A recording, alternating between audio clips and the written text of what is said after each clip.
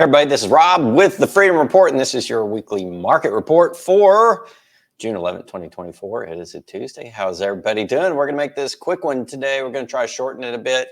I'm just going to show you a bunch of chart and graph. We're going to do all stuff on screen today. I'm going to narrate through it. And then some of the things I might have talked about on here will break out into separate, shorter videos the rest of the week. But I wanted to kind of do it this way this week because it didn't make a ton of sense to just sit there and go over the economic data. There wasn't a lot new from last week other than the jobs report. So instead of just going over the rundown of the markets, you guys know what's going on. Bitcoin's about the same at 67,000. The bond rates have fallen just a tad, not a big move. Stock markets are basically kind of sitting in the same range. And no huge, like I said, individual economic data points other than the jobs report. So let's just focus on the jobs report. A couple of stories, and we'll get into gold and silver, and we'll talk about just ridiculous gold deliveries this month on the COMEX and other things I think you guys will be interested in. So a couple of charts are from Zero Hedge, a couple will be from King World News, and then I'm going to get into one's from Crescat Capital, I believe. Tavi Cost, I think, does these, and then we're going to get into the gold and silver stuff. So this one's from Zero Hedge. There are two surveys in the what they used to call non-farm payrolls are now calling the labor. I don't know what they call the report anymore. It's a government report on employment. And it was funny that all these jobs were created. I think it was like 270,000 or something like that, above expectations of economists, which I don't know if that means a hill of beans anymore, because economists seem to be, the MMT economists seem to be completely out of touch. But in any case, supposedly there were a certain amount of jobs created, except for the fact that, well, the unemployment rate actually went up from 3.9 to 4%. So how can the unemployment rate go up when you're creating a lot of jobs? And that's because there are two surveys. I've covered this before in the government report, the establishment and the household. The household shows a lack or a drop in jobs of 408,000, whereas the establishment, which is the number that everybody prints in the green here, 272,000 created. So what the press is going to report is 272,000, but the establishment in their sampling methodology is highly flawed. We've actually covered it in detail before. I'm not going to recover all that detail, but just know that the establishment survey is almost always wrong in real terms. It's an estimate based upon a sample, which is a bad sample that's been murdered over the years by the government to try to achieve a certain result to be positive. But you can see the divergence here in the household. The household is actual survey of households and who's working. So it's closer to the ADP report and closer to a real world report of what's actually happening in the real world. And it looks like we've lost a lot of jobs this month, 408,000 to be exact. And I believe the household survey is more accurate because of the methodology is more accurate, but also the fact that the establishment survey, which is the one quoted in the media, is always revised downward. So it ends up approximating or getting closer to household than the original jobs print at the time that it comes out. And it comes out the first Friday of the month. So it came out last Friday. And yeah, I mean, you can obviously tell that the government's wanting much higher jobs numbers to the point of almost $700,000 job increase in their official print from what I call reality, and that's the household report. And you can just see it here on the graph, and you can see where it's differed before. It differed in January. It differed several times last year, where we see these down ticks. And given the fact that the government always goes back and revises down the green number, the establishment number anyway, and ADP for years was running closer to the household than the establishment. And in real life, when you talk to your friends and neighbors, they're experiencing this, the decrease in jobs, not the increase. And so that's really more reality, and that's really what people should probably be paying attention to. The difference between the two surveys, again, both of them government surveys, has widened to an all-time number of 9 million, meaning that how can the government print two completely different numbers using different methodologies in the same report? The press only picks up on one of them, and anybody believes that the government's numbers have any legitimacy whatsoever. They're not legitimate. It's garbage, and I believe that this red line, the household report, is more accurate than the green line, the establishment survey. And this yellow line represents the difference between what people see in real life and what you see on the news. This is the difference. The news is off by this much because they don't really cover anything in depth anymore. They're all talking heads. They don't really report on anything. Everything is all established by a few entities and pushed out to all the news outlets, and they all quote the same thing. I don't know that we actually have actual journalism anymore in terms of, the economic reports that we get. And obviously, the government likes to manufacture things. I wanted to move on to stocks here real quickly. This is on a Substack but it's from originally Goldman Sachs. And it's talking about the U.S. market cap to GDP. In other words, what's the value of our stock market to our national production? Well, you would assume that the stock market will go up when you have more national production because all the companies are part of that production. The consumers are part of buying that production, and they're a part of being employees and earning their wages from that production. But you can see here the U.S. market cap to GDP and the world market cap to GDP. The world, since 73, has only gained 61% in terms of its capitalization to their GDPs, meaning their stock markets have gone up 63% in that time frame compared to their GDP, whereas ours gone up 187%. What does that mean? It means that the U.S.'s stocks and corporations are vastly overvalued, and the rest of the world is seeing it. And I'm going to show you a couple of charts in a minute where they're getting away from what's going on in the U.S. Everybody's de-dollarizing, getting out of it. In other words, to put it shortly, this blue line, the U.S. market cap of the stock market to GDP, is fueled by the dollar being the world reserve currency and all the dollar pumping into the stock market. That's why you watch a stock market. It is not an economic indicator. This is an economic indicator of what's going on. This is an economic indicator of what's going on. Consumers are 72% of the economy. If they're losing jobs, you can't buy stuff. Stocks should not be elevated. We're in a very clear stock market bubble that's getting bigger and bigger and bigger by every measure. When you look at unemployment and who's going to be, buying stuff from all these companies, and you look at the valuation of our stock market to our GDP versus valuation of the rest of the world, the entire rest of the world. Okay, I'm sorry, but just because we have the dollar doesn't mean that we get a 3-time boost on our stock market to our GDP, our actual national production, over the rest of the world. That's absurd, and that's why the rest of the world's moving away from us. And that's why we're about to have a commodities boom, because we're a service-based economy in which we've exported inflation and had the benefit of the US dollar, and it's led to a bubble, as you can see in this chart. And you say, Rob, there's not a bubble currently. It's at the bottom. Yes, commodities to equities. Commodities, real things that the rest of the world produces, that we produce some of, oil being a big one, but the rest of the world really produces a lot. Commodities are really undervalued to equities. And a lot of that has to do with this number right here, this stupid, ridiculous overvaluation of the stock market. And what it means is we're going to have a snapback whenever it reaches a low like that. And look at the low here. This is dating back to 70. Look at these charts. If you date back to 70, when we had this big boom in our equity space, you see it on the commodities charts where we're back down to where we were in terms of commodities equity ratio. Our equities are way overvalued to commodities, and we're going to get a bigger snapback than we got then. Look at this snap we had from the early 70s to the late 70s, where we had an 8 multiplier between the valuations of commodities and equities. In other words, equities came down and commodities went up to the factor of 8. Commodities did 8 times better than the equity space, the stocks, and in that period of time, that 6 to 7 year period of time. Well, what's it going to be now? It's even worse than what it was before. So where are we going to get on this reading when commodities snap back and the US stock market crashes? And it looks like we're having a turnaround. Commodities are starting to turn up. Stocks have started to plateau. Even though they're reaching all-time highs, it's slower. And you can see that we're going to have the snapback and commodities are about to launch. And I think the commodities is going to be a very prevalent sector. And that, of course, includes gold and silver, because they're put into commodities even though they're really money. Well, silver is used as a commodity more than gold. But gold especially really is money. They're treated as commodities. Well, another chart from King World News about the rest of the world. Remember this one? The rest of the world not having the same value and the benefit of having the dollar pumping up their stock market. Well, they've started to increase their GDP and become more powerful. And it looks like that they've become much more powerful in terms of a share of global GDP than the G7, the G7 being the biggest 7 nations. So the emerging nations are starting to take over GDP from the established bigger markets. Why? Because we're overvalued. And because why? We're losing jobs, and we have ridiculous government statistics showing that we're crashing. And what's happening is the BRICS, being the commodities nations, are rising at the same times that the commodities are rising as well. There you go. There's the trend for you and what's going on in the world. We're going into commodities boom. The emerging market economies are getting stronger. The established economies are getting weaker. You can see it in the data, and you know what's going to happen there when the dollar crashes and the US and the Western world crashes. The rest of the emerging nations and the rest of the world's nations are going to get a boost. And that's where you're going to see the real economic progress in the next 10 to 20 years. All right, moving on to the gold report. Here is gold. We've had a nice little blip there in terms of trading, nothing big. Let's go over the numbers. I said we're going to make this pretty quick today. This is today's data. So as of today's data, we had 35,000 contracts open at close, with a total volume out of that of 148,889, about a third, give or take, a little bit less than a third there on the, just slightly less than a third of overall contracts closed or turned over.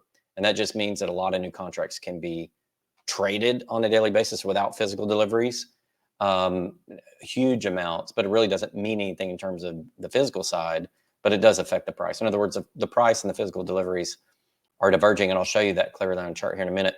EFPs are still strong in gold today, 28 and 49.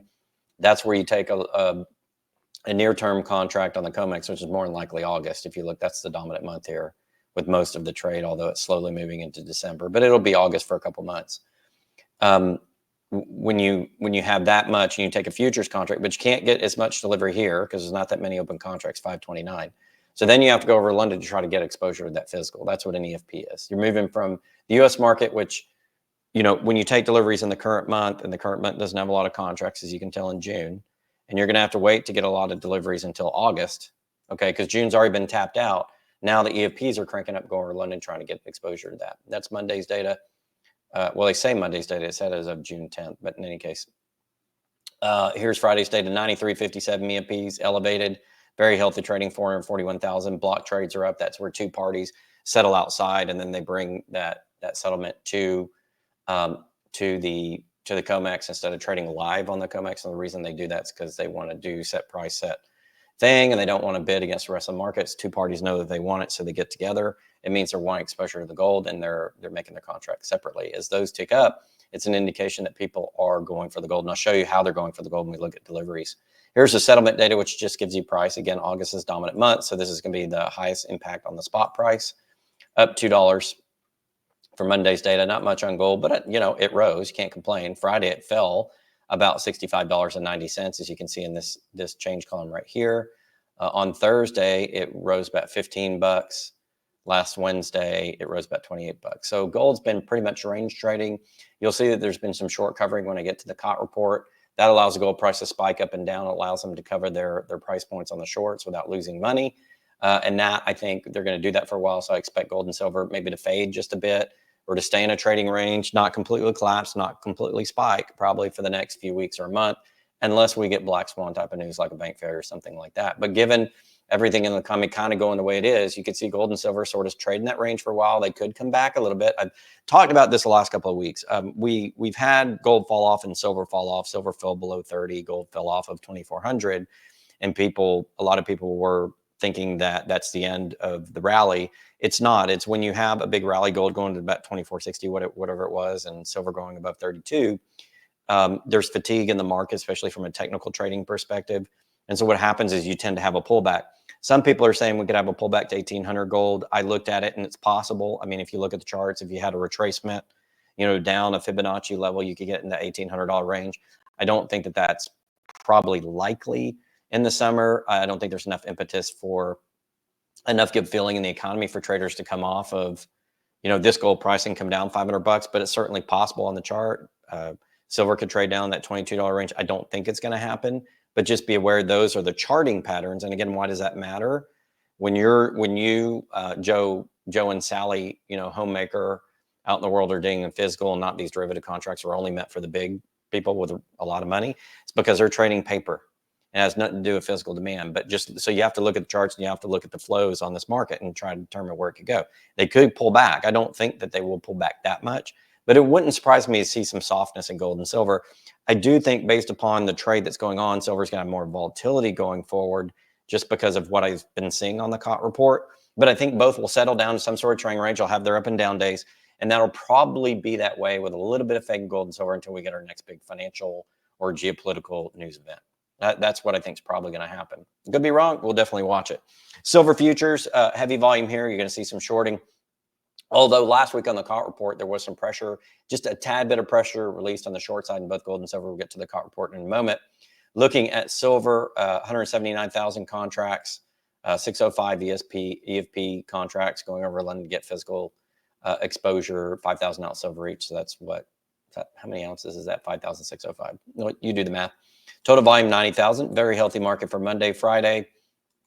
EFPs at 2075. That was elevated a little bit at close, 178,000 contracts. Overall, number of contracts was down 1943. I think we're seeing a little bit of fade in the overall amount of gold and silver contracts traded because of the summer months. A little bit of selling may go away, although it's fairly muted. 1,900 contracts out of 179,000. It's not a lot. In any case, you're seeing a little bit of the de-emphasis in the gold and silver derivative trading for summer. We'll see.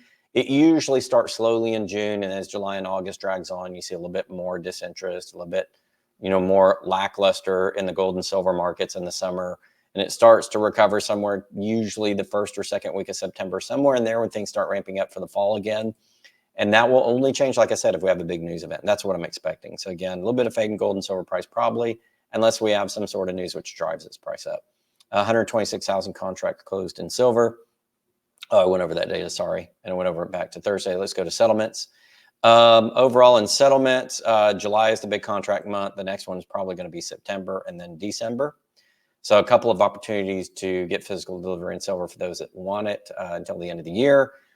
July month, September, and December. December should be the biggest, although looking at deliveries in gold right now, wow, man, June was huge, and I did not expect it. All right, silver is trading up 43 cents on the July contract for Monday. Nice little boost for silver, but it was down $1.92. A big crash on Friday, and on Thursday it was up $1.24, and on Wednesday up 45 cents. So overall, silver last week did pretty well. It's down another buck day. So silver overall came down about $1.50, but it had a couple of nice days in there to mix. All right, going to the commitment traders. Here's silver. This is the chart. I'm going to do it real quick. I pay attention. Producer merchants, legitimate hedging. Don't worry too much about that. I pay attention to swap dealers. Again, pressure came off on the long and short side. More on the long than the short, so they went slightly more net long because they released more longs. I'm sorry, they went slowly softer in the longs and harder in the short, so it's effectively a higher net short position as a ratio. So it was a little bit of, I guess you could say, downward pressure on silver price put on by the swap dealers. Managed money also dropped a ton of longs.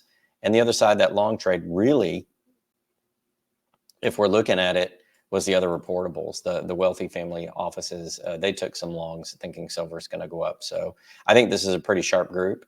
They're big investors, family offices, things like that. And when they go long there, I pay attention. They tend to be bullish overall, as you can see in the chart. A little over a 3-to-1 ratio long to short. So they tend to be a little bit Pollyanna, a little bit bullish, if you will, on silver and gold, whereas it looks like the swap dealers are taking a little bit of a short net position. On to gold here. So we see the chart. This is this one. Again, this is only through Friday, June 4th. It's a week old. Always the way it is on the COT report. A lot of long pressure. Let me get the right one. Here's swap dealers. Here's the long column here. And they released a lot of longs and less shorts. They actually went more. They ended up higher net short position overall, if you look at the top line numbers last week. And what that does is that puts some downward pressure on gold. When you remove 12,410 contracts in a week on gold to the long side, it's putting short pressure. It's relieving upside pressure on gold and adding short or downward pressure on gold. The other side of that trade was largely the other reportables took some shorts, managed money dropped some shorts. So the swap dealers are trading against the rest of the market, and mostly they were increasing net their overall short position, which, pretty much what happens and why you saw the fade in prices of gold and silver last week. But again, it's in a range. Even though there were some big contract moves there, they were offsetting some of their short and longs so that it wasn't, they were just dropping contracts. Some of it was moving to a new month. A lot of it was preparing for the summer fade and positioning, but it allowed them to short cover the way that they did it so that they didn't lose a lot of money in their short contracts because of the way they controlled the long versus short. And when you put a contract in, the fact that you're putting a contract in is new demand, either the short or long side, and that actually moves the price. Just the act of advertising that contract affects everybody's view of the price, especially when they do it. And so when they release a lot of longs, it tells the market to go short, and that's basically what happened. That's a long explanation. Hopefully you guys got it. We're on the actual delivery report from CME Clearing on the COMEX. This is year-to-date delivery notices. Notice in December, which is usually one of the biggest delivery months, is December of last year. There's 15,134 gold contracts. Let me make this a little bit bigger for you guys. Well, come down here and look at June. This is June, 28,000 contracts. That is an enormous print of actual physical deliveries in gold for June, which is not normally known as that big of a delivery month. It's the first month of summer.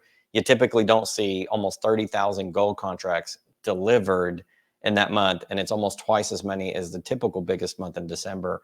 And I've been saying all year, because if you have big months, you had 18,000 back here in April, go down April, 18,000, and back in February, 20,000. Each of these three big months, because about every other month where you get big deliveries on this market, each of these were all bigger than the typical biggest month in December at 15,000. So people are desperate for the gold, and they're yanking it off of COMEX.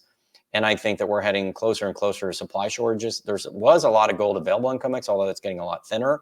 So I'll have to see what happens. But you can definitely see people are going for gold, and they're taking off of COMEX.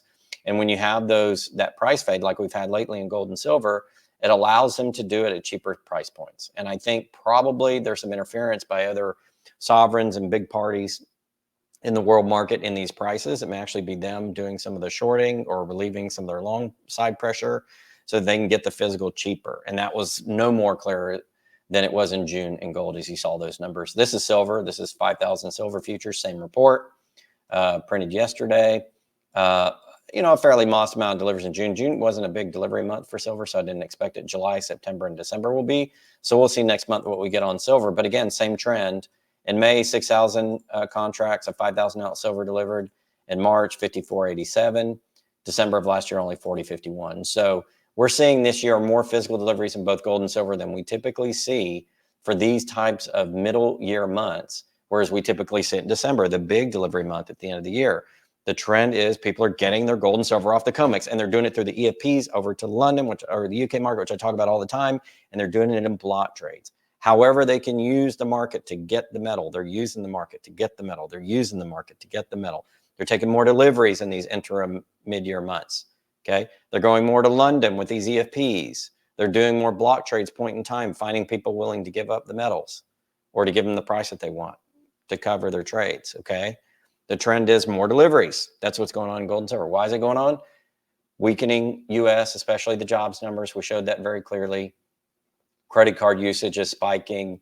And the only thing that's positive in the U.S. because of the money printing was the stock market. But we saw where we're so overvalued from stocks to commodities, and we're so overvalued from U.S. stocks to its own GDP regarding the rest of the world, the entire rest of the world to its GDP, meaning we're just overvalued, and the stock market and the value of the dollar is overvalued by every measure imaginable. And I showed you a bunch of them today. This video is going to be titled something like the fallacy of the stock market and the dollar, or something along those lines, just because you can see it in the charts. It's just a big fugazi.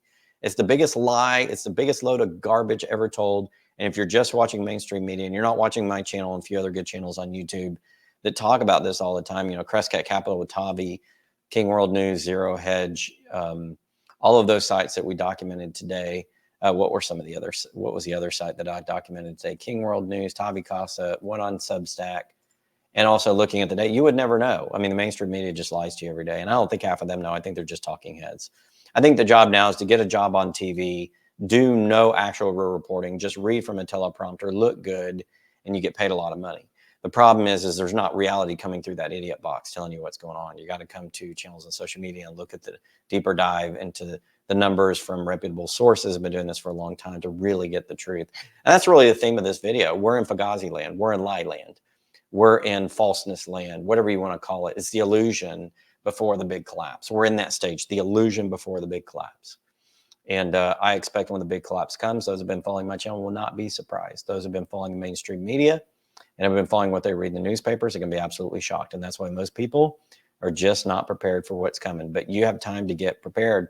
One of the ways that you can get prepared is to get into gold and silver. Anybody's interested in gold and silver, we have a link in the description you can click on.